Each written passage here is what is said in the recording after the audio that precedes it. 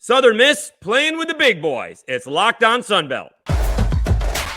You are Locked On Sunbelt, your daily podcast on the Sunbelt Conference, part of the Locked On Podcast Network, your team every day.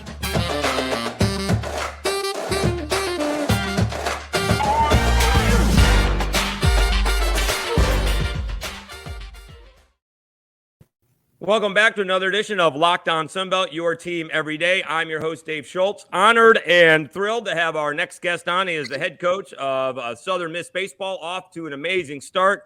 They have more wins than runs allowed. He is Scott Berry. Scott, off to a good start. 4 wins, only 3 runs allowed, 2 earned. Yeah, Dave, really been pleased with the way our team's come out and played in these first 4 games. Real tough series at home to open the season against Liberty.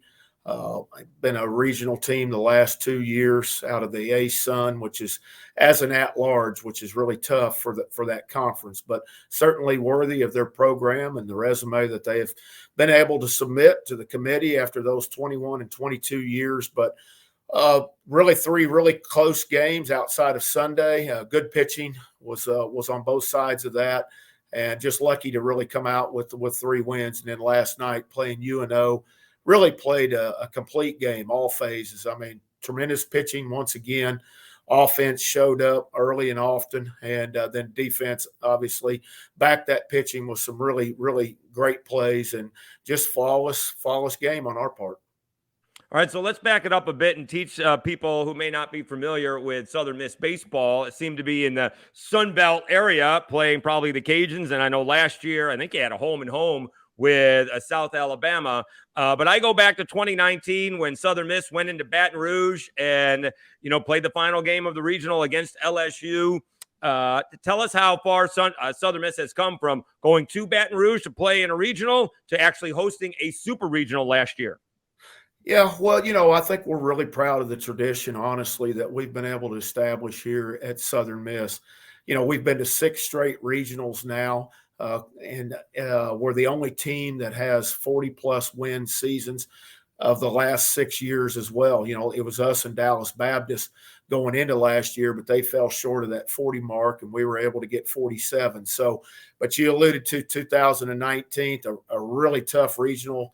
We had to play Arizona State twice. We beat them. It was an elimination game. We talked a little bit about Gabe Montenegro, right, that we had for 6 years, honestly. Last year was his last year, but Gabe was a big impact player for us. And in that tournament at 19, he certainly was as well. We came back from a large deficit against Arizona State in an elimination game to beat them and force that game against LSU. That was a close game, but it was that Sunday night game, and they were just a little better than us.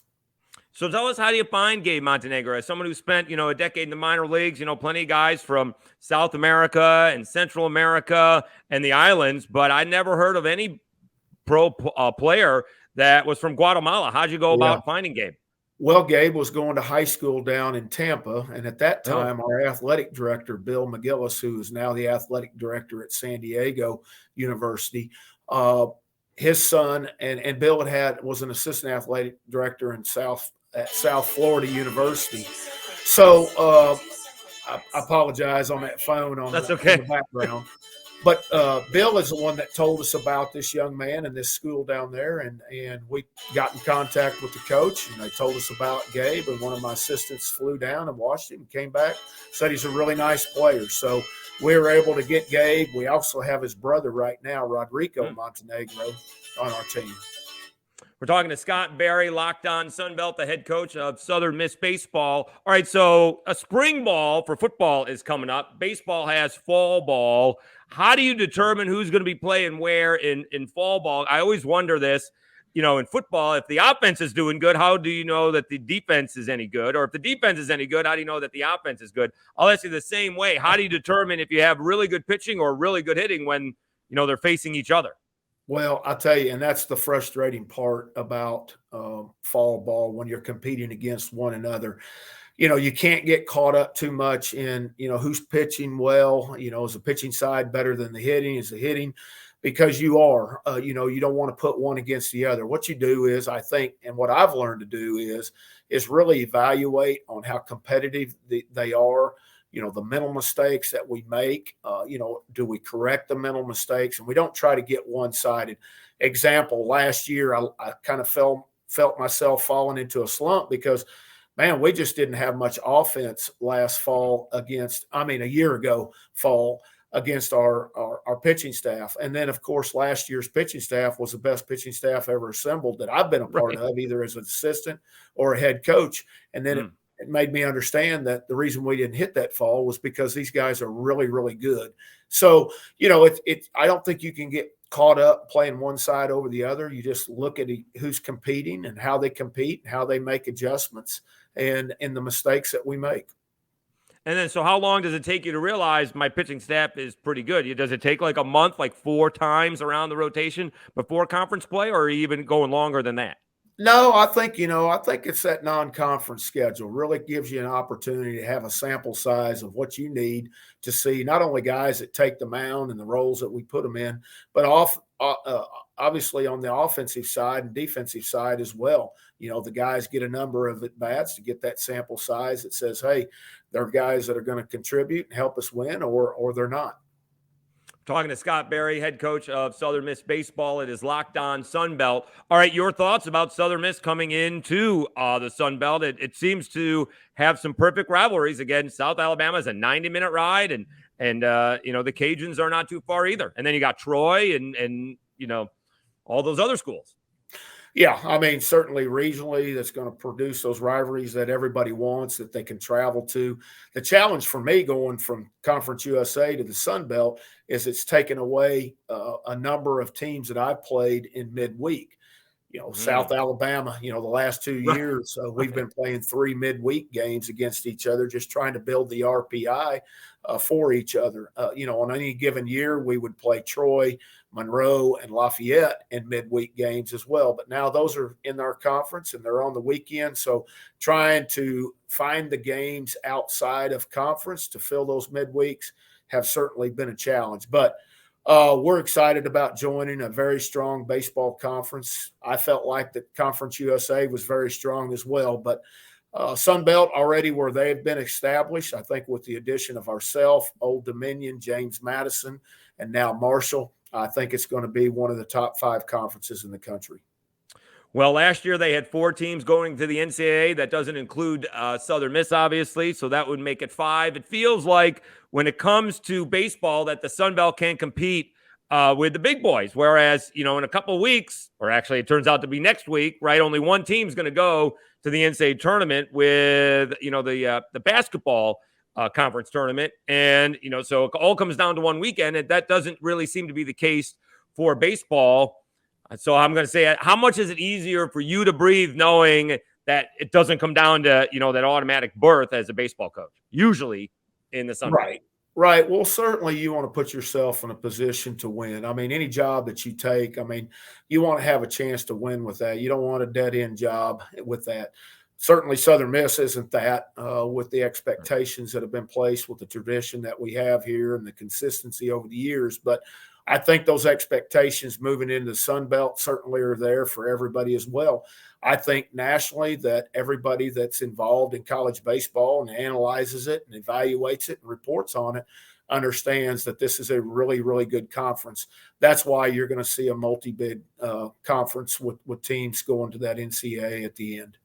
And so what does a team like Coastal Carolina, now they did this before they joined the Sun Belt, but they win the national championship.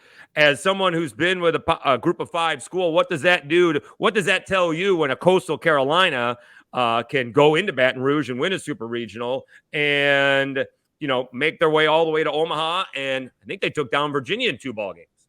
Right. Well, I think right now, as we continue to move in this business, there is parity in college baseball. I think a few years ago you saw Fresno State win the national championship as well as Coastal Carolina. So, I think people across the country, for the most part, they feel like you have a chance to compete for that national title. If not, at least get to be one of the final 8 that are playing there in Omaha. Right.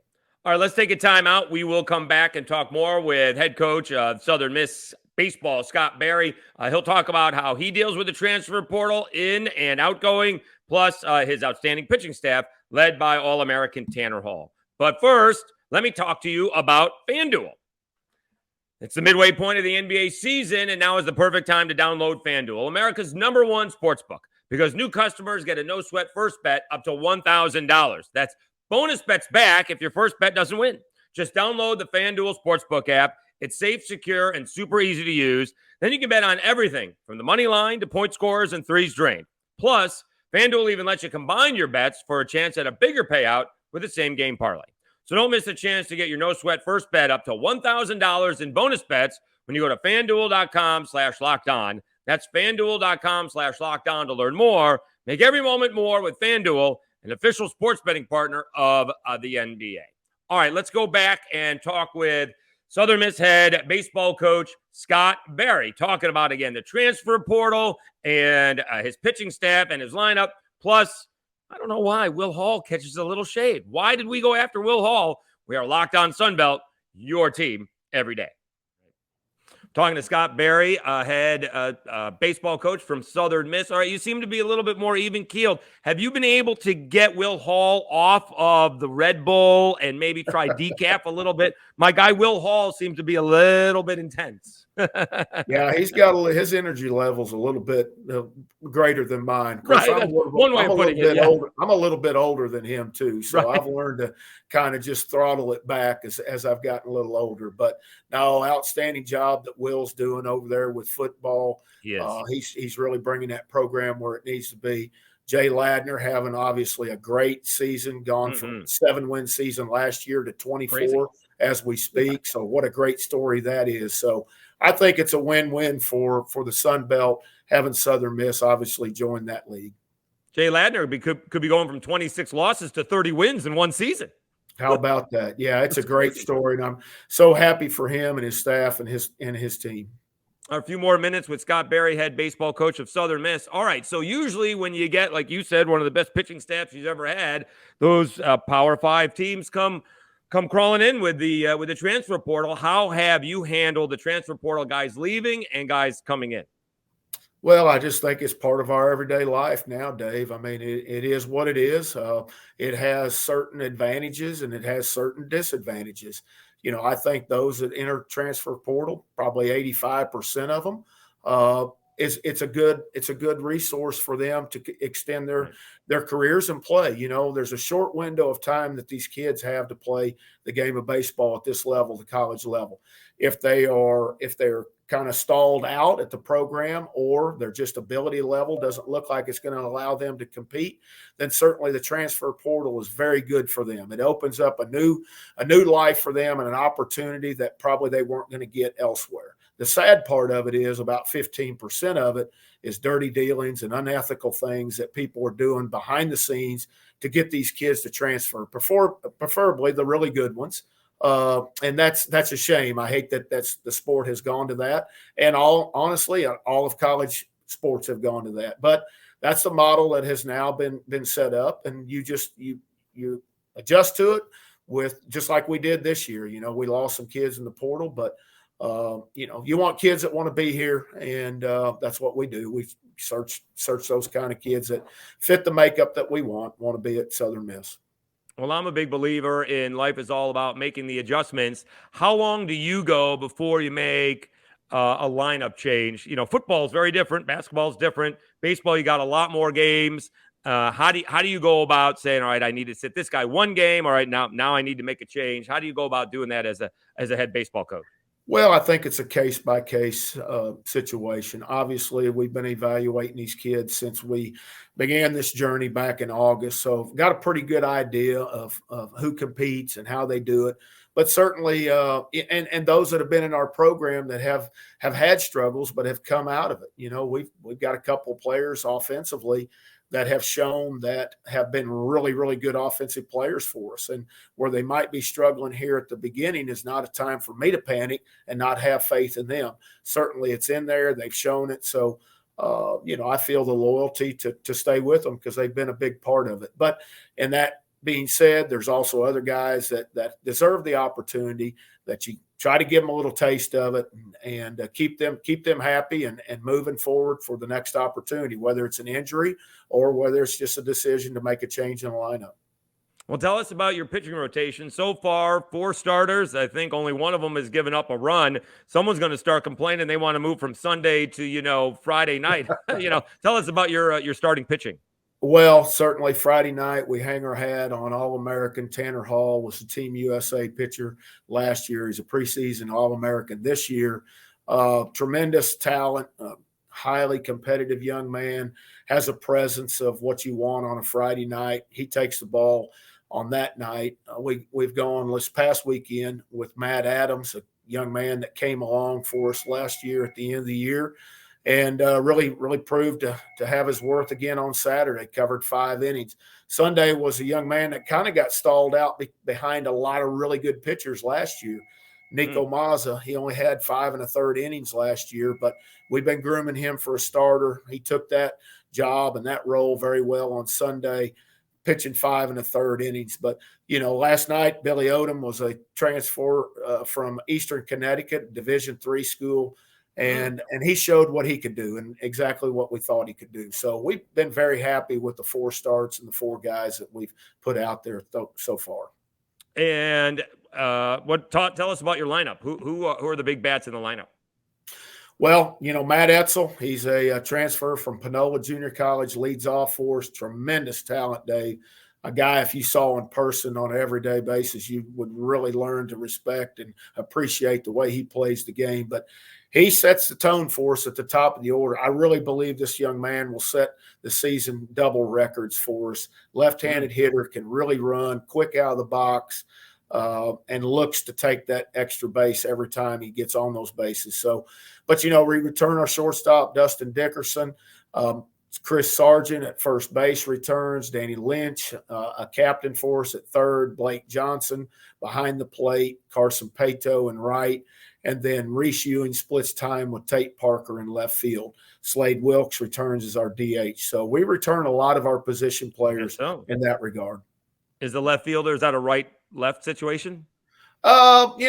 Somewhat. I chose to not do that last night. We did lose Tate after the first inning with a little hamstring pull, so that implemented Reese Ewing in the lineup, and he responded, going 2 for 2, had 2 RBIs, had a good night for us. So, that's what we really try to preach and instill in these guys to, don't feel sorry for yourself because you're not in the lineup. Be ready to contribute whenever your team and your coaches call for you. And certainly that's what Reese did last night in the injury to Tate Parker. All right, so let's talk a little bit about Tanner Hall. Again, someone who spent his time in minor league ball. Obviously, college is very different. And the one thing that I found out is that it doesn't matter what level you are, doesn't matter how good you are, everybody's got a Friday night pitcher. And everybody can, throw. The number 1 ranked Raging Cajuns lost their first game in the regional because the Friday night pitcher of the team that was last into the tournament had a great ball game. How does he approach it, knowing the other guy could have his best night that night as well? Well, I just think, we really preach here, Dave, to not get caught up in the opponent, control what we can control, and that's ourselves. We play the game. We don't play the opponent. We're trying to win the game. And by the rules that are set by the game and the things that you have to be able to do to execute, whether it's making pitches, whether it's situational baseball, whether it's 2-out hitting, all those things play in who wins the baseball game. So we really try to just concentrate on doing those things well. We don't get caught up in the emotions of playing a big name team versus somebody might not know, because, at this level, anybody can beat anybody. And if you're not ready to bring your A game on every night, then you stand a chance to lose a game. So we really just focus on playing the game and not the opponent. So I think Tanner's no different. He knows his job that he has to do. He knows what he has to go out, how to execute it to win, no matter who he's playing. And then what about, you mentioned the rules of the game. SEC adopted a 10-run rule. Softball's had that for as long as I know. South Alabama only played 7.5 innings in a 26-6 ball game this past weekend against Eastern Kentucky. That agreement may have been made when it got to 26-6. What do you think of shutting it down when it does get out of hand late? Oh, I reckon it has its place, but the 4 games that we've played, both sides have agreed to not play a run rule. Certainly on a getaway day, if you have travel issues, that's what we play in the Sun Belt, from what I've been told. But outside of that, I think you play baseball, and that's what you do. I want the opportunity to get guys in, whether we're down or we're way down, or whether we're way up. If we're way down, then it's time to get some other guys in there. If the game's gotten out of hand. So I hate to cut something short when you have an opportunity to get kids in the game. Though I have seen a former LSU baseball coach, it's a 10 to 12 run game and he's making a pitching change with 1 out in the 9th. Well, what we don't want to do certainly is embarrass our opponent. It gets to a point in the game where ethically you don't run, you don't take the extra base. I mean, you don't bunt, you don't do those things. And I'm very respectful of that. I run the offense, and certainly I know when to shut it down and when you need to continue to keep hammering if you can. So I think if people could take that in consideration and how they manage a game, and I think that everything's fine with that. Head coach Scott Berry of Southern Miss Baseball, thanks for hopping on Locked On Sunbelt. Really appreciate your time, and we'll talk to you again soon. I appreciate it. Thank you so much. Thank you, Dave. My pleasure.